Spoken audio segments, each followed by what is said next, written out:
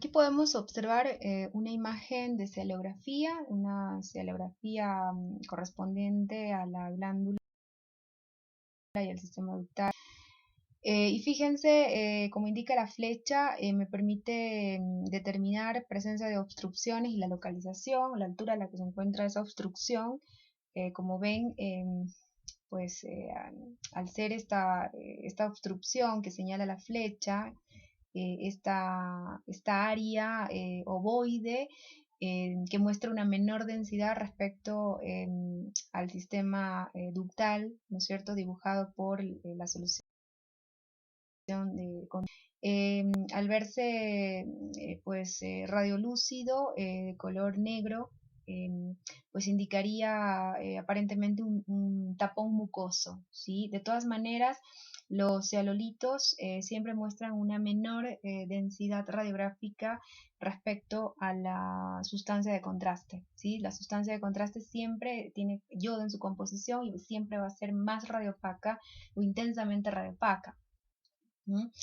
Entonces, para diagnóstico de obstrucciones en la vía ductal te serviría una cialografía siempre y cuando la obstrucción no se ubique en la emergencia del conducto. ¿Cómo determinamos eso? Bueno, es recomendable siempre previo a planificar una cialografía, primero hacer una buena anamnesis, sabiendo elegir correctamente el paciente que es candidato a hacerse una cialografía. Ya saben cuáles serían las contraindicaciones de la cialografía.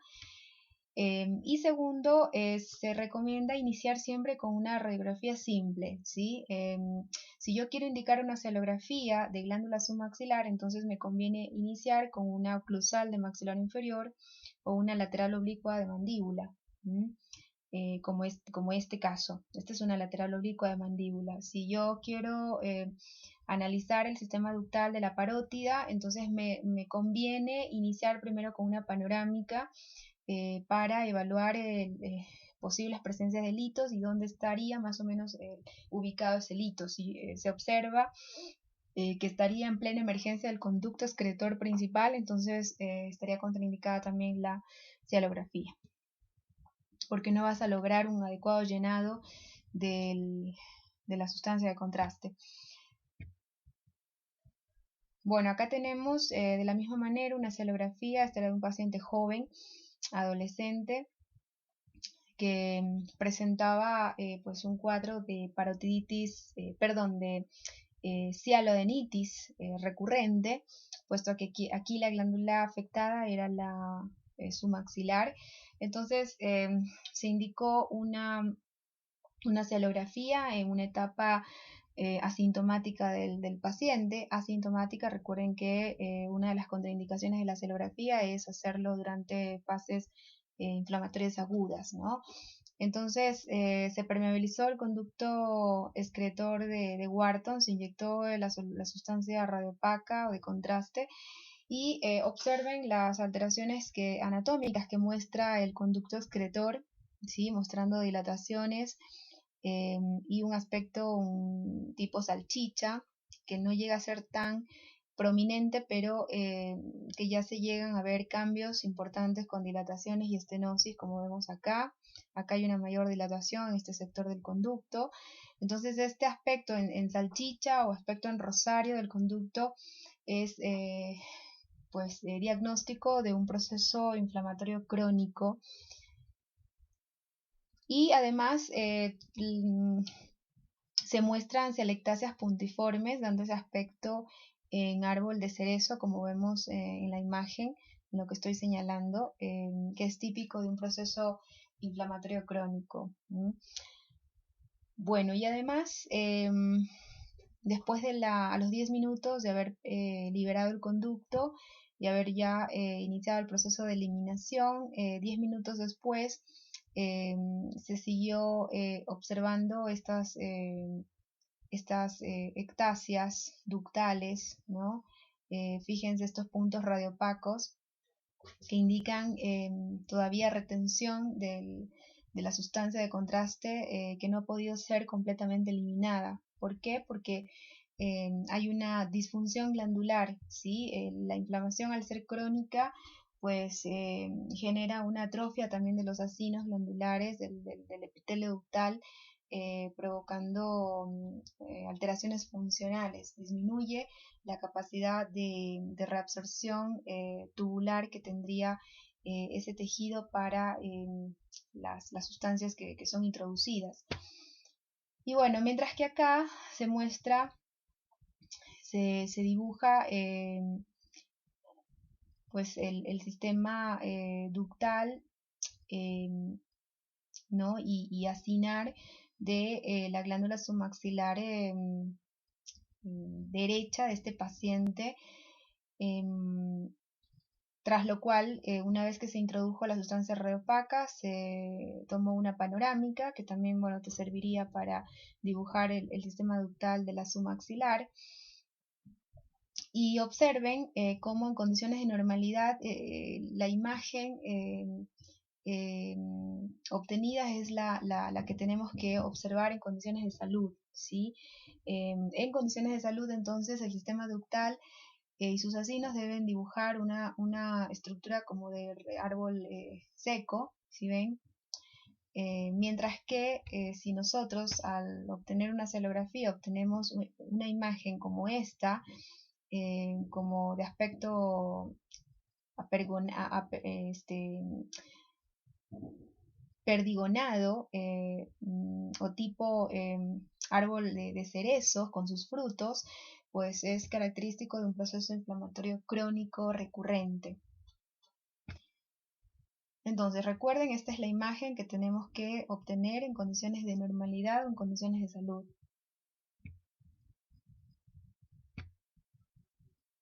Bueno, miren esta imagen en rosario o esta imagen en salchicha, por las dilataciones y estenosis alternantes de este conducto excretor de Wharton, provocado por un proceso inflamatorio recurrente, ¿no? Esto se diagnostica como cialodoquitis avanzada, cuando el proceso es muy importante, como en este caso, donde vemos realmente agrandamientos significativos en el calibre, con estenosis importantes, alternantes. El proceso se diagnosticaría como una cialodoquitis avanzada. La cialodoquitis es el equivalente a la cialoadenitis. La cialoadenitis es el proceso inflamatorio que está concentrado en la estructura acinar, en los acinos de esa glándula, y cialodoquitis cuando el proceso inflamatorio está afectando básicamente el sistema ductal, como en este caso. Estos cuadros así los van a ver sobre todo en los procesos inflamatorios crónicos tipo parotiditis recurrente juvenil, tipo cialoadenitis crónica, que no tienen una etiopatogenia totalmente establecida o clara, pero al parecer se reconocen pues una predisposición genética aparentemente, y también pues aberraciones morfológicas en el sistema ductal que favorecerían la retención de saliva y la colonización bacteriana. Bueno, la ecografía ya saben que es el estudio de imágenes que se basa en la obtención de una imagen por la aplicación de ondas ultrasónicas a través de una sonda transductora, las cuales rebotan en el órgano incidido, y esas ondas rebotantes van a ser capturadas por el equipo y transformadas en señales en señales eléctricas, y luego convertidas pues en imágenes a través de un software, en imágenes que van en escalas de grises. Como les había dicho, es un estudio especializado para el análisis de tejidos blandos, por lo tanto es una opción para el estudio de las glándulas salivales, puesto que se trata de tejido blando, y permitiría o estaría indicada para el diagnóstico de procesos inflamatorios, también para ver litiasis, sobre todo litos ubicados o formados en el parénquima. Pero si quieres estudiar el sistema ductal no te serviría la ecografía, tendrías que ir a la opción de cialografía o cialotag, Para evaluar, hacer una caracterización inicial de lesiones quísticas o de lesiones tumorales, te serviría también una ecografía. Bueno, el centellograma o gammagrafía de glándulas salivales mayores consiste en evaluar la cinética de un radiofármaco una vez que esté captado, concentrado y excretado a través del sistema glandular. Está indicado, como les había dicho, para el estudio morfofuncional del tejido glandular salival. Bueno, aquí tenemos los resultados de una gammagrafía de glándula salival. Fíjense la falta de caracterización morfológica de los acinos parotidios. Hay una baja captación y concentración del radioisótopo, mientras que las glándulas submaxilares han concentrado homogéneamente el radioisótopo. Por lo tanto, al igual que la glándula tiroides, por lo tanto podemos decir que hay normalidad en estas glándulas, más no en el caso de la parótida. Bueno, la tomografía computada ya saben que permite evaluar el parénquima glandular y tejidos duros adyacentes. Permitiría distinguir la presencia de adenopatías no palpables también cuando sospechamos de un tumor maligno y no palpamos ganglios para determinar si existe una hipertrofia ganglionar por posible metástasis, pues la indicación sería una tomografía computarizada para evidenciar litiasis que comprometan el parénquima glandular y evaluar los espacios parafaringio, retromandibular. También te serviría siempre que sospechemos de lesiones tumorales, la tomografía es una indicación. Bueno, aquí por ejemplo vemos en esta TAC un proceso de litiasis múltiple comprometiendo el parénquima glandular, lo que ha determinado el aumento de glándula. Fíjense, las flechas muestran esta imagen está realizada con contraste. Fíjense los múltiples litos en el parénquima glandular, afectando el parénquima glandular. Eso genera pues retención de saliva, formación de biofilms y infecciones a repetición. Bueno, acá una tomografía, por ejemplo, un paciente con aumento de volumen, una parotidia, ¿sí? Región anterolateral del cuello, inmediatamente por debajo y delante del trago. Pues a ese nivel mostraba un aumento de volumen importante de varios meses de evolución. Se sospechó por las características de un adenoma pleomorfo, por las características clínicas de la lesión, por la edad del paciente. Se sospechó de esta lesión, entonces se indica una tomografía para evaluar para evaluar la lesión, su localización, sus márgenes. Como ven, los márgenes son regulares. Aquí está realizada la TAC con contraste, por eso se ve. Y ven que los márgenes son completamente regulares, no está pues invadiendo estructuras adyacentes. Así que tiene todas las características tomográficas de un tumor benigno. ¿Sí? Muy probable, obviamente ante tumores el confirmatorio siempre lo va a dar el examen histopatológico, pero tienen que saber que cuando podemos establecer la posibilidad de un tumor benigno por las características clínicas y los estudios de imágenes, pues en el primer tumor benigno que tenemos que pensar si este está localizado en parótida es en un adenoma pleomorfo, puesto que representa el 80% de todos los tumores benignos que afectan a esta glándula. Bueno, la resonancia magnética que permite una mejor delimitación de lesiones tumorales cuando estas están pues afectando un tejido blando como es el tejido glandular salival. Serviría para evaluar, como les había dicho inicialmente, la invasión del tumor a estructuras nerviosas o a estructuras vasculares o a músculos. Entonces, si yo quiero saber si ese tumor maligno está invadiendo nervios adyacentes o está invadiendo el facial, en el caso de ser un tumor de parótida, si está invadiendo una estructura vascular, si está invadiendo un músculo como el macetero, por ejemplo, la resonancia magnética sería en realidad el estudio de elección, el que más precisión te va a dar en ese sentido. y además permitiría diferenciar si el tumor es superficial o es profundo, si está comprometiendo o si está emergiendo del lóbulo superficial o si su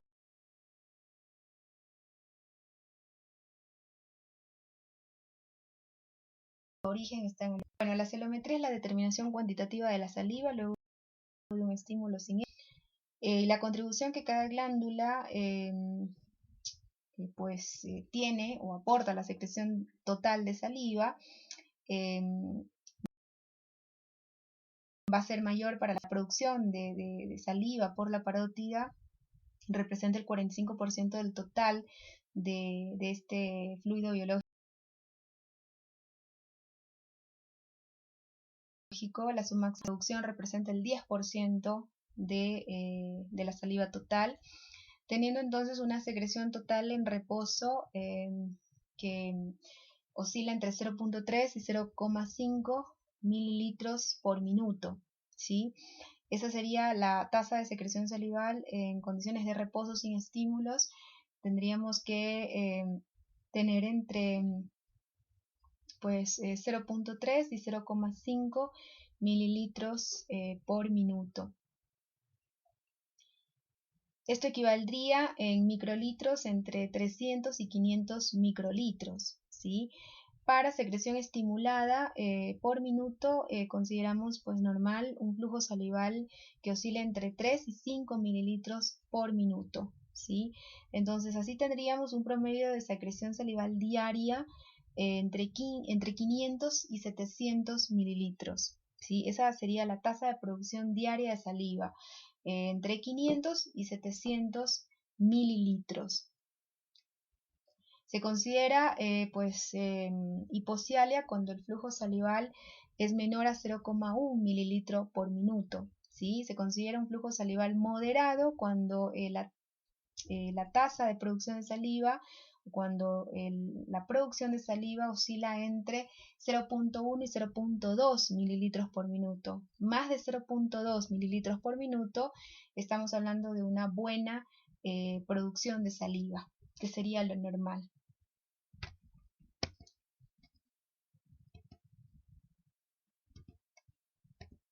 Bueno, también dijimos que uno de los estudios complementarios es el análisis químico de la saliva, que permitiría hacer una determinación cualitativa. Recuerden que la saliva está compuesta de sustancias orgánicas proteicas, compuestos orgánicos no proteicos, y está constituida también por electrolitos, presenta sodio, potasio, calcio, fosfato, bicarbonato, cloruro, y tienen valor diagnóstico la relación en la que se encuentran estos electrolitos, ¿sí? Los niveles de potasio, por ejemplo, aumentan significativamente en los pacientes con cialoadenosis hormonal. Y si no les dije, es importante, en la cialoadenosis hormonal no solo existen alteraciones químicas en la composición de esta saliva, sino que además nos vamos a encontrar con alteraciones cialográficas, como por ejemplo conductos extremadamente estrechos en toda su trayectoria, con aumento en la distancia entre ellos. Entonces, esos rasgos, esos signos radiográficos más las alteraciones cualitativas de la saliva nos podrían, por ejemplo, guiar hacia el diagnóstico de una cialoadenosis, que se trata de una hipertrofia glandular asintomática no inflamatoria de etiología desconocida. Se ha asociado, sin embargo, a alteraciones metabólicas, deficiencias nutricionales. Se ha asociado también con trastornos hormonales, pero su etepatogenia no está del todo dilucidada. Y bueno, existen ciertos cambios en la saliva, en la morfología del sistema ductal, que podrían contribuir o que podrían ayudarnos a establecer el diagnóstico de una cialoadenosis, que se presenta como un proceso distinto a una cialoadenitis, ¿sí? Así que ante hipertrofias glandulares, ante aumentos de tamaño de glándulas salivales mayores, tenemos que hacer diagnóstico diferencial entre una cialodenitis, que puede ser infecciosa, que puede ser esclerótica por radioterapia, que puede ser inmunomediada, como la que se ve en el paciente con síndrome de Sjögren, o que puede ser pues un trastorno degenerativo tipo funcional, tipo cialodenosis, o que puede tratarse de un proceso tumoral. Entonces ahí está poder elegir correctamente los estudios complementarios y poder interpretarlos adecuadamente para realizar el diagnóstico diferencial. Bueno, los distintos componentes de esta saliva se valoran según técnicas estandarizadas de laboratorio, de ahí que no todos los laboratorios realizan análisis de saliva. Bueno, y la resorción del medio de contraste es medir el tiempo de resorción del medio de contraste utilizado, por ejemplo, en una cialografía o una cialoTAC. Tiene valor diagnóstico porque pone en evidencia el poder o la eficiencia de reabsorción del epitelio tubular. ¿Por qué tiene valor diagnóstico? Medir el tiempo de resorción del medio de contraste, porque en procesos inflamatorios o alérgicos la resorción de este medio de contraste es muy lenta, puede llevar horas, mientras que cialodenosis hormonales está descrito que esta resorción es muy rápida, sería menor a 10 minutos. Lo normal es una resorción en 10, 15 minutos, pero en menos de 5 minutos sería considerado una resorción rápida del medio de contraste y te debe hacer pensar en una cialodenosis hormonal provocada por trastornos endocrinos como hipotiroidismo o provocada por diabetes mellitus o provocada por embarazo o lactancia o menopausia, ¿sí? Son cuadros hormonales en los que se ha descrito hipertrofias glandulares que pueden ser unilaterales o bilaterales, pero que son asintomáticas, son indoloras y que están relacionadas más bien con una degeneración acinar y el reemplazo del tejido acinar por tejido graso. Bueno, y otra forma de estudiar el tejido glandular salival es a través de una biopsia. Pues tienen que saber que para aumentos de tamaño de glándulas salivales es importante la biopsia. Esta es de dos tipos: biopsia por aspiración mediante la técnica PAF, punción aspiración aguja fina. Es una forma, es una técnica muy utilizada, pero requiere experiencia por parte del profesional que la practica, requiere también de un patólogo entrenado. Y la biopsia excisional, no existe biopsia incisional para glándulas salivales, aún siendo glándulas menores accesorias, la biopsia siempre va a ser excisional, ¿sí? No podemos, digamos, abrir por la localización profunda de estas glándulas mayores, pues no podemos intervenir al paciente, abrirlo, necesitaría anestesia general y no vamos a hacer todo ese procedimiento para nada más de obtener un trozo de tejido, ¿sí? Entonces una biopsia de glándula salival mayor al menos, si va a ser excisional, pues estaría realizada con planificación previa y generalmente siempre una biopsia excisional viene precedida por una PAF, ¿sí? Por una punción aspiración. No hay forma de obtener trozos de tejido, ¿sí? Si vas a intervenir al paciente para biopsar la lesión, tienes que hacerlo con planificación, estudiándolo previamente ese paciente en todos los sentidos, con estudios de imágenes previos, con estudios de sangre, biometría hemática, coagulograma, y si es posible con una PAF previa para más o menos el clínico o el cirujano pueda saber a qué lesión se va a exponer y determine ya previamente cómo va a planificar, cómo va a ser esa cirugía, ¿sí? Si va a ser una eliminación con margen de seguridad o necesita extraer toda la glándula, ¿sí? Entonces siempre las biopsias excisionales, mejor dicho, las biopsias para glándulas salivales Siempre son de dos tipos: PAF, tipo aspiración, con aspiración o biopsia aspiración, y biopsia excisional, que tiene que ser planificada, ¿sí? Y si es posible, debe estar precedida por un PAF.